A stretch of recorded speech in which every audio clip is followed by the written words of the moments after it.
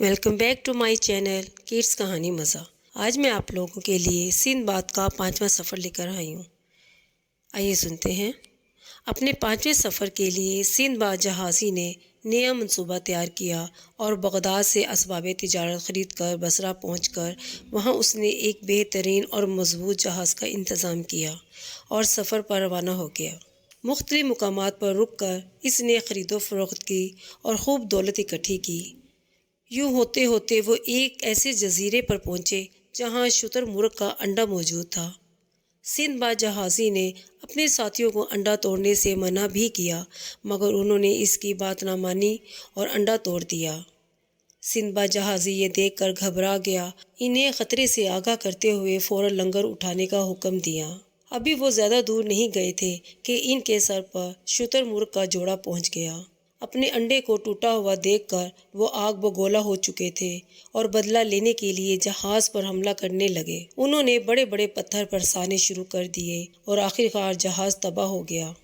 سندھ باد جہازی کے بہت سے ساتھی ہلاک ہو گئے، تاہم سندھ باد جہازی سمیت جو زندہ بچے وہ تختوں کے سہارے نامعلوم مقامات کی طرف روانہ ہو گئے۔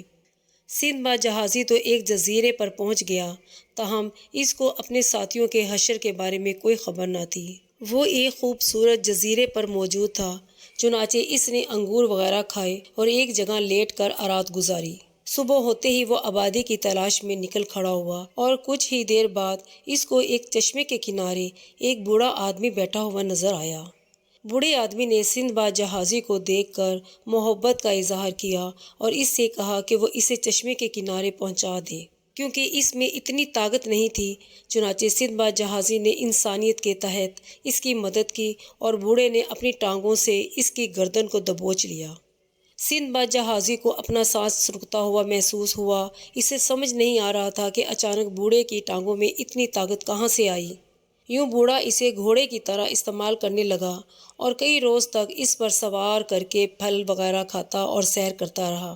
سندھ باد جہازی نے اس کو خود سے علیحدہ کرنے کی بہت کوشش کی، مگر وہ تو جیسے چپک ہی گیا تھا، حتیٰ کہ سونے کے وقت بھی وہ علیحدہ نہ ہوتا۔ سندھ باد جہازی اپنی تھکان مٹانے کے لیے کدو میں انگوروں کا رس بھر کے اسے دھوپ میں رکھ دیا کرتا اور پھر پی لیتا۔ اس سے اس کے جسم میں طاقت دوڑ آتی۔ ایک روز بوڑھے نے یہ مشروبات پینے کی خواہش ظاہر کی تو سندھ باد جہازی کے ذہن میں ایک خیال آیا کہ کیوں نہ اسے یہ مشروب خوب پلا کر بے ہوش کر دیا جائے، کیونکہ یہی واحد حل تھا جس کے ذریعے اس کی اس مصیبت سے جان چھوٹ سکتی تھی۔ چنانچہ اس کی یہ تدبیر کارگر ثابت ہوئی اور جب بوڑھا خوب مشروب پی کر بے ہوش ہو گیا اور اس کے پاؤں کی گرفت ڈھیلی ہوئی تو وہ اس کے شکنجے سے آزاد ہو گیا۔ اس کے بعد اس نے ایک بڑا پتھر اٹھایا اور بوڑھے کو مار کر اس کا ہمیشہ ہمیشہ کے لیے خاتمہ کر دیا۔ یوں وہ اللہ کا شکر ادا کرتے ہوئے ساحل پر آ گیا تاکہ کسی جہاز کے ذریعے اپنے وطن واپس جا سکے۔ کافی دن گزرنے کے بعد ایک جہاز وہاں سے گزرنے لگا تو اس نے اشارے کے ذریعے مدد حاصل کر لی اور اس پر سوار ہو گیا۔ اس نے جہاز والوں کو اپنے ساتھ ہونے والے تمام واقعات سنائے تو وہ بہت حیران ہوئے۔ جب وہ ایک جزیرے کے پاس سے گزرنے لگے تو سندھ باد جہازی نے وہاں اترنے کی خواہش ظاہر کی۔ وہ ایسا نہیں کرنا چاہتے تھے، تاہم وہ اس کی مرضی کے آگے کچھ نہیں کر سکتے تھے۔ جس جزیرے پر وہ اترا تھا وہاں بندروں کی یلغار تھی، تاہم وہاں سے ایک آدمی نے ناریل اکٹھے کرنے کا مشورہ دیتے ہوئے بتایا کہ ان کے ذریعے وہ کسی جہاز والوں کے ساتھ کہیں بھی جا سکتا ہے۔ اس جزیرے پر لوگ بندروں کے ذریعے ناریل اکٹھا کرتے تھے، کیونکہ جب ناریل گرنے کے لیے درختوں پر پتھر پھینکتے تو بندر بھی ان کی نقل اتارنے کے لیے ایسا ہی کرتے اور ناریل توڑ کر انہیں مارنے لگتے۔ چنانچہ سندھ باد جہازی نے بھی اسی طریقے سے بہت سے ناریل جمع کر لیے۔ پھر اس نے ایک جہاز کے کپتان کو ناریل بیچ کر جہاز میں اپنے لیے جگہ بنائی۔